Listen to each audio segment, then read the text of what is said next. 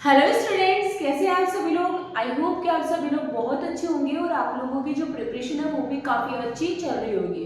तो स्टूडेंट्स, हम यहाँ पे जो पढ़ रहे थे वो था एनिमल किंगडम, और एनिमल किंगडम के अंदर अपन ने प्लेटीहेल्मिन्थीज तक के फाइलम कंप्लीट कर लिए हैं। आज की हमारी जो क्लास होगी उसके अंदर हम प्लेटीहेल्मिन्थीज के अगला फाइलम एस्किनमेंथीज जो है वो डन करने वाले हैं। एस्किनमेंथीज जो है उसके अंदर वही चीजें अपन पढ़ेंगे जो बाकी फाइलम्स में पढ़ते हुए आए। एक चीज आप मेरे ध्यान रखना कि हमने बेसिस ऑफ क्लासिफिकेशंस पहले ही पढ़ लिए हैं, तो जितने भी मैं आपको फाइलम्स पढ़ाने वाली हूँ उन फाइलम्स के मैं नॉर्मल जो कैरेक्टर्स है वो आपको नहीं बता रही हूँ।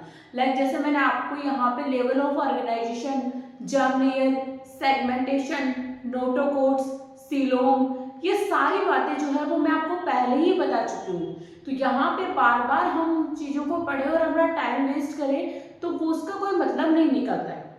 तो हम यहाँ पे वही चीज़ पढ़ रहे हैं जो हमने बेसिस ऑफ क्लासिफिकेशन के अंदर नहीं पढ़ी है। यानी बेसिस ऑफ क्लासिफिकेशन के अलावा फाइलम्स के अंदर जो इम्पोर्टेंट चीज़ें हैं जो हमारी एनसीईआरटी में दे रखी है और जो हमारे एग्जाम के पॉइंट ऑफ व्यू से सही है वही हम यहाँ पे पढ़ते हैं। तो आइए अपन पढ़ते हैं अभी एस्किनमेंथीज फाइलम। एस्किनमेंथीज, तो देखिए एस्किनमेंथीज जब भी मैं आपको फाइलम बताती हूँ तो उस फाइलम के मैं आपको नेमिंग भी बताती हूँ कि इसका मतलब क्या है। तो यहाँ पे ये जो एस्क है वो एस्कोस से बना है। किससे आया है? एस्कोस से। और एस्कोस का मतलब होता है कैविटी और सेक।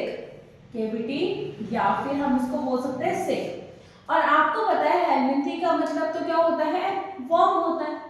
तो एक बात आपको याद होगी, कौन सी वाली बात? वो बेसिस ऑफ क्लासिफिकेशन वाली बात। बेसिस ऑफ क्लासिफिकेशन के अंदर हमने सीलोम पढ़े थे, याद है आपको? और सीलोम के अंदर एसिलोमेट वाली कोई कंडीशंस भी थी, क्या था? एसिलोमेट वाली कंडीशन भी थी। इस एसिलोमेट के अंदर हम क्या क्या पढ़े हैं? हमने पोरीफेरा हमने पढ़ा है, स्लेंटेटा हमने पढ़ा है, टीनोफोरा हमने पढ़ा है, प्लेटीहेल्मिन्थीज हमने पढ़ा है। इसके बाद हमने यहाँ पे पढ़ा था सूडोसिलोमेट। सूडोसिलोमेट, और सूडोसिलोमेट के अंदर हम किसको पढ़ते हैं? एस्किनमेंथीज को। यानी कि यहाँ पे हमें जो है एक तरीके से हमने यहाँ पे सूडोसिलोमेट के अंदर झूठी ही सिलोम बनी है, लेकिन एक तरीके से सिलोम एक केविटी से हमें कुछ दिखाई दी है। तो इसकी वजह से हम एस्किनमेंथीज को क्या कहते हैं? एस्किनमेंथीज कहते हैं। तो एस्किनमेंथीज को ये नाम इसलिए दिया गया क्योंकि यहाँ पे हमें क्या मिलता है? सूडोसिलोमेट मिलता है। सूडोसिलोमेट मैं आपको बता चुकी हूँ, सूडोसिलोमेट के बारे में हम ऑलरेडी पढ़ चुके हैं, ठीक है? तो यहाँ हमें उसके बारे में नहीं देखना है, ये आप अपने प्रीवियस लेक्चर में देख सकते हैं। अब हम इस एस्किनमेंथीज को और क्या कर सकते हैं? एस्किनमेंथीज का हम और क्या कर सकते हैं? तो ऑल्सो नोन एज, हम इसे राउंड वॉर्म भी बोल सकते हैं। क्या बोल सकते हैं? एस्किनमेंथीज को राउंड वॉर्म भी बोल सकते हैं, क्योंकि जब आप एस्किनमेंथीज के ऑर्गेनिजम्स को क्रॉस सेक्शन कट करते हो तो इसका क्रॉस सेक्शन हमें सर्कुलर और राउंड दिखाई देता है, इसीलिए हम इसे राउंड वॉर्म भी बोलते हैं। तो यहाँ पे हमें इसका जो क्रॉस सेक्शन है बेटा, इसका जो क्रॉस सेक्शन है वो हमें राउंड और सर्कुलर भी दिखाई देता है, राउंड और सर्कुलर भी दिखाई देता है, इसीलिए हम इसको राउंड वॉर्म भी बोलते हैं। फिर बेटा हम इसको निमेटोड्स भी बोल सकते हैं या निमेटोडा भी बोल सकते हैं, और हम इसे निमेटहेल्मिन्थीज भी बोल सकते हैं, निमेटहेल्मिन्थीज भी बोल सकते हैं। ये हम इसीलिए बोल सकते हैं क्योंकि एस्किनमेंथीज के अंदर आप जितने भी एनिमल्स देखेंगे वो कैसे देखोगे? थ्रेड लाइक देखोगे। तो एस्किनमेंथीज के अंदर थ्रेड लाइक ऑर्गेनिजम्स होते हैं, इसीलिए हम इसको निमेटोडा, निमेटहेल्मिन्थीज भी बोल देते हैं। तो ये नाम से रिलेटेड जो बातें हैं वो आपको समझ आ गई होगी। तो एस्किनमेंथीज हमने इसीलिए बोला क्योंकि यहाँ पे कैविटी से हमें दिखती है, इसलिए हमने इसको एस्किनमेंथीज बोला। राउंड वॉर्म इसलिए बोला क्योंकि यहाँ पे क्रॉस सेक्शन हमको राउंड दिखाई देता है, तो राउंड वॉर्म बोल दिया। हम इसे निमेटोडा भी बोल सकते हैं और निमेटहेल्मिन्थीज भी बोल सकते हैं, बिकॉज ये हमें थ्रेड लाइक दिखते हैं। ओके, फिर यहाँ अपन देखेंगे बेटा कि ये जो एस्केलमिंथीज है, उस एस्केलमिंथीज के जो ऑर्गेनिजम्स है बेटा, वो हमें एक्वेटिक भी दिखाई दे सकते हैं, मतलब यहाँ पे पानी भी मिल सकता है, और ये टेरेस्ट्रियल भी हो सकता है। क्या हो सकता है?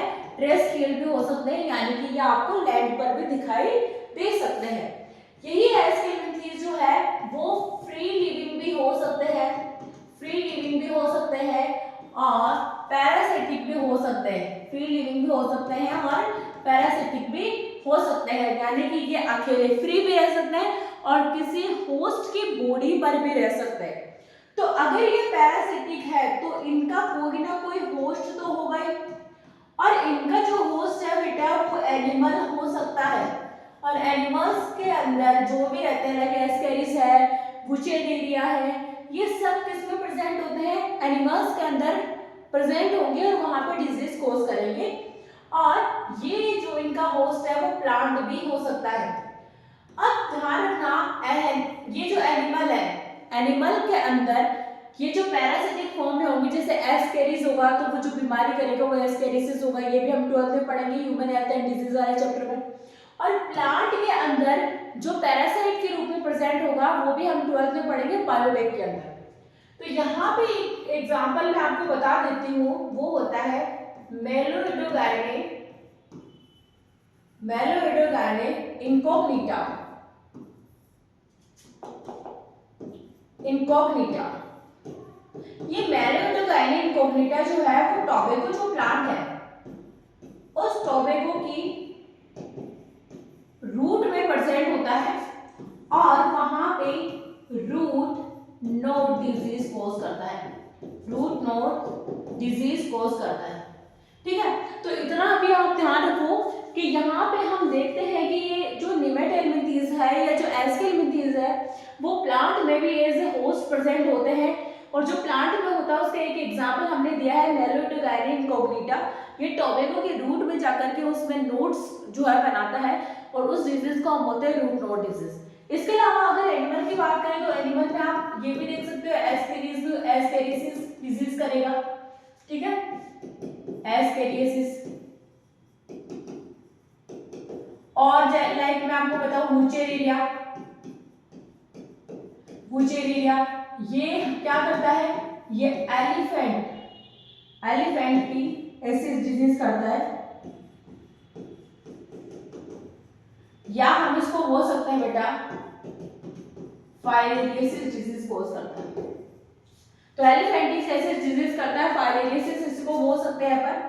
तो ये वाले डिजीज कोज करता है और ये अपन ह्यूमन हेल्थ एंड डिजीज वाले चैप्टर में पढ़ने वाले हैं। तो इसको हाथी पांव रोग भी अपन बोलते हैं, जिसमें एलिफेंट जो है उसके जितना बड़ा पांव हो जाता है, और इसको फाइलेरियसिस भी बोल सकते हैं क्योंकि जो विचेरिया है उसको अपन फाइलेरियन वॉर्म भी बोलते हैं, तो वो डिजीज कोज करता है विचेरियसिस।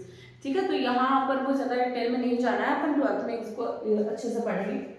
फिर हम देखते हैं इसके अंदर, जैसे ये नॉर्मल इसकी बातें हो गई है, अब हम इसके और फिजियोलॉजी की अगर अपन बात करें तो यहाँ पर देखना आप लोग एक चीज कि इसके अंदर जो डाइजेस्टिव सिस्टम होगा वो डाइजेस्टिव सिस्टम यहाँ पर कैसा होगा बेटा? कंप्लीट होगा। कैसा होगा? कंप्लीट होगा, क्योंकि आपको अगर याद हो तो इनका बॉडी प्लान कैसा है? ट्यूब विद इन ट्यूब है। अब जब body plan tube with in tube है तो डाइजेस्टिव सिस्टम कंप्लीट होगा। अगर डाइजेस्टिव सिस्टम कंप्लीट है तो यहाँ पे डाइजेशन भी होगा, और अगर बेटा डाइजेशन हुआ है तो डाइजेशन कैसा होगा? एक्स्ट्रा सेलुलर, मतलब यहाँ पे डाइजेशन सेल के बाहर होगा। इसका मतलब मैं आपको प्रीवियस लेक्चर में बता चुकी हूँ। फिर एक और खास बात जो हमें यहाँ पढ़नी है वो आपको स्टार बता देनी है, पेन का कलर चेंज कर देती हूँ। यहाँ पे आपको ध्यान रखना है well developed muscular pharynx present. तो यहाँ पे well developed muscular pharynx present होता है, ये आपको बहुत ध्यान रखना है। तो मस्कुलर इसमें फेरिंक्स प्रेजेंट है इसके बकल कैविटी वाले पार्ट में। ये क्या करता है वो आप देख लीजिए, सुन लीजिए मेरी बात को। ये इंजेक्शन में मतलब फूड को इंजेस्ट करने में हेल्प करेगा, और इसी फूड को आगे इंटेस्टाइन की तरफ पंप करने में हेल्प करता है। तो यहाँ फंक्शन ना भी ध्यान रखोगे तो कोई दिक्कत नहीं है, बस सुन लेना मेरी बात को। ये एक तो इंजेक्शन में हेल्प करता है एंड उसको पंप करता है कहाँ, आगे इंटेस्टाइन के अंदर। बस इतना सा ध्यान रखना, या फंक्शन आपको ध्यान रखना तो रख लेना, थोड़ा सा अपने दिमाग में रखना। बाकी ये चीज आपको बहुत ध्यान रखनी है क्योंकि मस्कुलर फेरिंग्स जो है हमें सिर्फ इसी फाइलम के अंदर पढ़ना है, एस्केलमेंथिस के अंदर। तो एस्केलमेंथिस के अंदर वेल डेवलप्ड मस्कुलर फेरिंग्स होता है, तो ये आप ध्यान रखना। ओके, आगे डाइजेस्टिव सिस्टम के बाद अपन जो सिस्टम पढ़ते हैं वो है अपना रेस्पिरेटरी सिस्टम और बेटा सर्कुलेटरी सिस्टम। दोनों को साथ में इसलिए लिखवाया क्योंकि दोनों ही एब्सेंट हैं।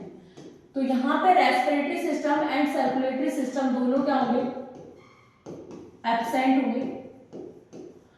देन इसके बाद हम देखेंगे यहाँ पे एक्सक्रीटरी सिस्टम। एक्सक्रीटरी सिस्टम, तो एक्सक्रीशन के लिए यहाँ पे कुछ ना कुछ प्रेजेंट होगा, और जो एक्सक्रीशन के लिए प्रेजेंट होगा वो यहाँ पर होती है रेनेट सेल।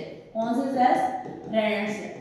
एनसीईआरटी में बेटा इसका नाम नहीं दे रखा, पर ये जरूर दे रखा है कि यहाँ पर जो सेल होती है वो इस तरीके से एस शेप में होगी, और इस सेल में उन्होंने बोला है कि यहाँ पर एक एक्सक्रीटरी डक्ट होगी, एक्सक्रीटरी डक्ट होगी, और इसी एक्सक्रीटरी डक्ट के अंदर क्या होगा, एक्सक्रीटरी पोर होगा, एक्सक्रीटरी पोर होगा, और इसी एक्सक्रीटरी पोर से बच्चे, इसी एक्सक्रीटरी पोर से ध्यान रखना, यहाँ पे जो इसका वेस्ट मटेरियल होता है वो बाहर की तरफ रिमूव होता है।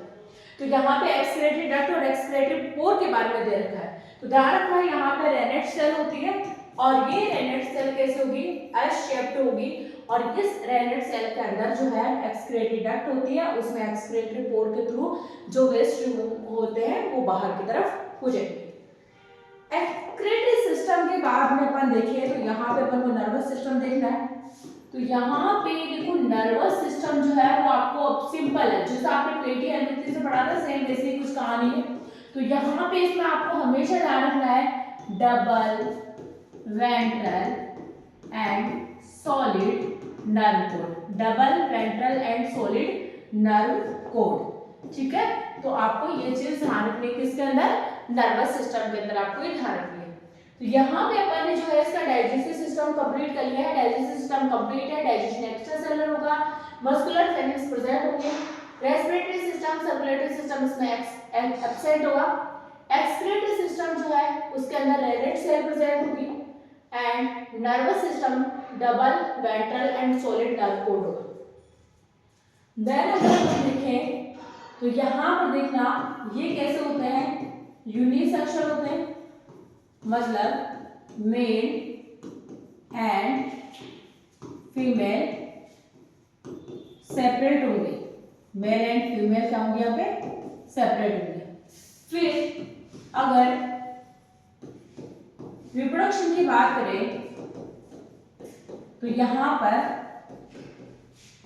सेक्सुअल रिप्रोडक्शन होगा और फर्टिलाइजेशन होगा, और यहाँ पे फर्टिलाइजेशन जो है वो कैसा होगा, इंटरनल फर्टिलाइजेशन। देखो तो ये यूनिसेक्सुअल है, यूनिसेक्सुअल का मतलब मेल एंड फीमेल यहाँ पे सेपरेट होंगे, रिप्रोडक्शन होगा और सेक्सुअल रिप्रोडक्शन होगा, और सेक्सुअल रिप्रोडक्शन है मतलब फर्टिलाइजेशन होगा, और अगर यहाँ पे फर्टिलाइजेशन हो रहा है तो ये फर्टिलाइजेशन जो है वो इंटरनल होगा। इंटरनल का मतलब इनसाइड द बॉडी, बॉडी के अंदर यहाँ फर्टिलाइजेशन होने वाला है। देन हमारी जो इसमें बात है लास्ट में वो है डेवलपमेंट, और यहाँ पे जो डेवलपमेंट है वो इनडायरेक्ट डेवलपमेंट भी हो सकता है एंड डायरेक्ट डेवलपमेंट भी हो सकता है। तो डायरेक्ट एंड इनडायरेक्ट दोनों टाइप के यहाँ पे डेवलपमेंट हो सकते हैं। एक यहाँ पे डायग्राम दे रखा आपको एस का इसका, जैसे इसका एक एग्जांपल के फॉर्म में लिखवा देती हूँ। जैसे इसका एक एग्जांपल है एस्केरिस, एस्केरिस, और इस एस्केरिस को अपन बेटा क्या बोलते हैं, राउंड बॉम्बी बोलते हैं। तो एस्केरिस के अंदर मेल और फीमेल सेपरेट होंगे, तो इनका जो मेल है, पहले मैं इधर मेल बनाऊंगी और इधर फीमेल बनाऊंगी। तो मेल जो है बेटा वो छोटा होता है और उसकी टेल जो है वो हमें कैसे बनानी है, थोड़ी कर्व शेप में बनानी है, इस तरीके से, ठीक है। जबकि हमें फीमेल जो है, जब भी आपको फीमेल मतलब मेल और फीमेल चाहे डायग्राम कैसा भी दिया हो, अगर आप इनको आइडेंटिफाई करना चाहते हो, तो जब आप इनको आइडेंटिफाई करोगे तो आपको मेल छोटा दिखना चाहिए, फीमेल क्या दिखनी चाहिए, बड़े। तो पहला पॉइंट हमारा क्या है, मेल स्मॉल होगा एंड यहाँ पे फीमेल क्या होगी, लार्ज होगी। देन अगर बात करें तो मेल जो है उसके अंदर ध्यान रखना, यहाँ पे इसकी जो टेल है वो कैसी होगी बेटा, कर्व शेप में होगी, और यहाँ पे फीमेल की जो टेल है वो कर्व शेप में नहीं होगी, कैसी होगी, स्ट्रेट होगी। कैसी होगी, स्ट्रेट होगी।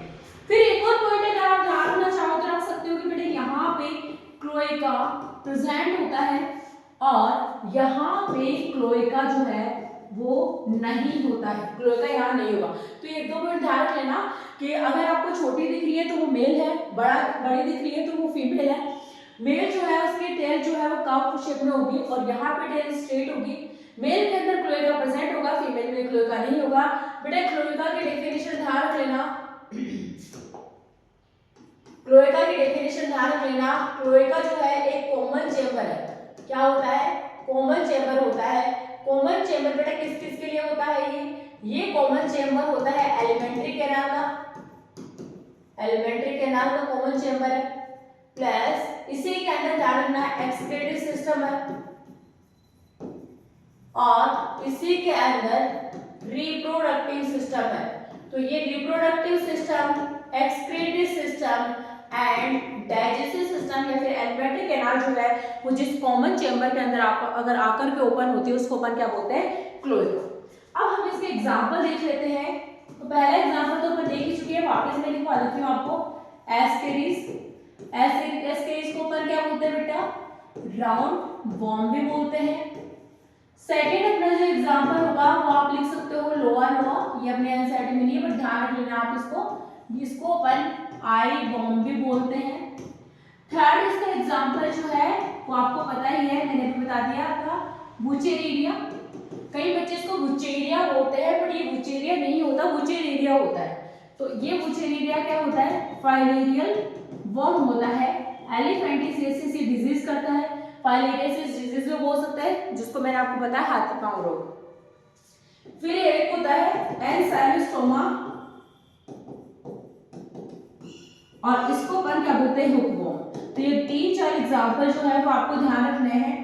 इस फाइनल के अंदर ज्यादा एग्जांपल्स नहीं है तो आपको घबराना नहीं है बिल्कुल भी, 3-4 एग्जांपल्स ही ये आपको ध्यान रखने हैं और ये जो मैंने सारी बात बताई है वो आपको ध्यान रखनी है। इसके अलावा बेसिस ऑफ क्लासिफिकेशन के अंदर अपन ने इसके जनरल कैरेक्टरिस्टिक्स पढ़ लिए थे तो हमें वो यहाँ पढ़ने की जरूरत नहीं है। तो हमारा जो एसके मंदिर से रिलेटेड जो टॉपिक था वो यहीं तक था। आपको मेरी वीडियो कैसी लगी मुझे कमेंट करके ज़रूर बताना और मेरे चैनल को लाइक, शेयर एंड सब्सक्राइब ज़रूर करना। Thank you so much.